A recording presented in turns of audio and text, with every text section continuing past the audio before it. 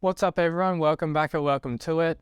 Since the last video, I've updated to the iPhone 14 Plus, so in today's video, I'm just going to give you guys a quick little rundown of my video settings and how you can optimize them for your phone. I used to have the iPhone 11 and it's definitely been a huge upgrade in terms of video.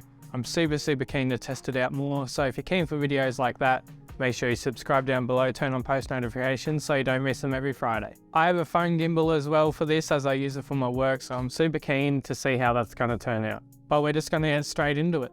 First up is video formats. The best video format to use is most compatible. This shoots in a .mov format which creates the best quality video and less compression. This is also best for someone like me who uses Apple computers and Macs to edit our videos. High efficiency does exactly what it says it does and shoots in a lower quality that compresses your videos more to compress the file size. This shoots in a HEVC format, which is not the best for editing. If you're planning for the highest quality or you want to color grade your footage, make sure you shoot in most compatible. Next up is video. I always shoot in 4K and I always just change my frame rate to whatever it is that I need to be shooting at, but I default this to 60. A cool little trick for you, if you're in the camera app and you want to change frame rates quickly, you can tap the frame rate up the top in the corner, or you can tap the resolution as well to change that. Scrolling down, I have show PAL formats turned on. When I'm shooting for clients, I normally shoot in 25 frames a second, which is a PAL format, so I need to have that turned on. I scroll through them and I tap 25 frames. Up next is enhanced stabilization, which I have turned on.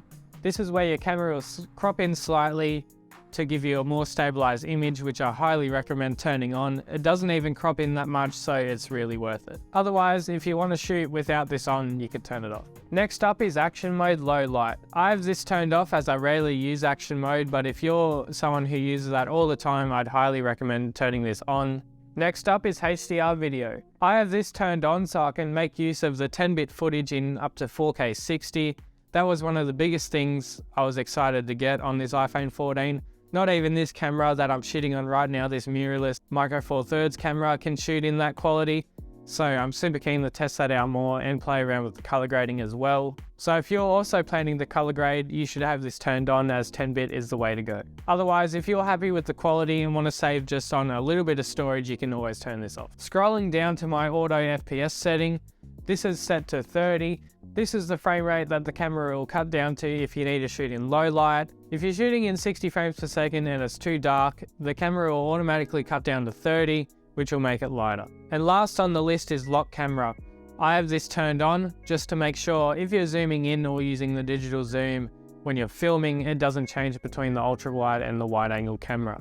And that's it for video. Next up is slow-mo. My record slow-mo setting is set to 1080 at 120 frames per second. I don't see the need to shoot in 240 frames per second, as that's about 8 times slow-mo, which is way too slow for me. I normally just shoot in about 60 and then slow motion it to 50% in post. I rarely use the slow motion setting anyway. Next up is record cinematic.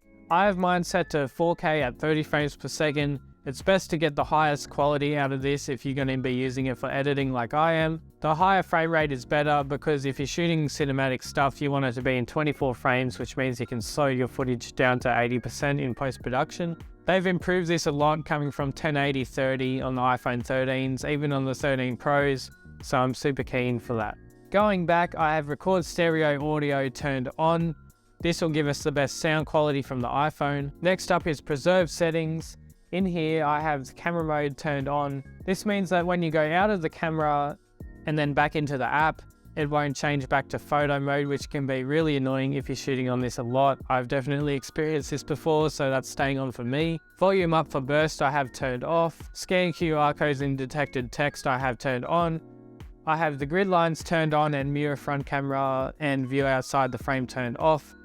Having grid lines on is definitely an essential if you're a filmmaker. This can be so handy for framing your shots, so definitely make use of that. Photographic styles I have set to standard as I color grade my footage.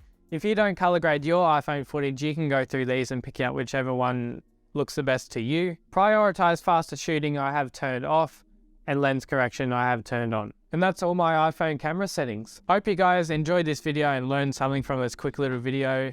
showing you guys how to optimize your iPhone settings. So if you shoot on iPhone a lot, definitely take note of these settings, go through, optimize them for yourself, and you'll have the best quality video. The iPhones are getting insane at this point. It's pretty much better quality than the camera I'm shooting on at the moment. I'm shooting on a Lumix G85. It's a micro four thirds camera, but the iPhone has a lot better video settings and can shoot a lot higher quality. Even though it has a smaller sensor, it can shoot a lot higher quality. I'm super keen to do more videos on this iPhone. I've only got it a couple of days ago, so I'm super keen, and I'm still learning the video settings myself. I'm still playing around with that a lot. So if you guys are keen to see some videos on that, make sure you subscribe down below, turn on post notifications so you don't miss videos every Friday at 7 PM. Leave a like while you're down there. In the description will be my Instagram. If you don't follow me on there already, make sure you follow me there down in the description below.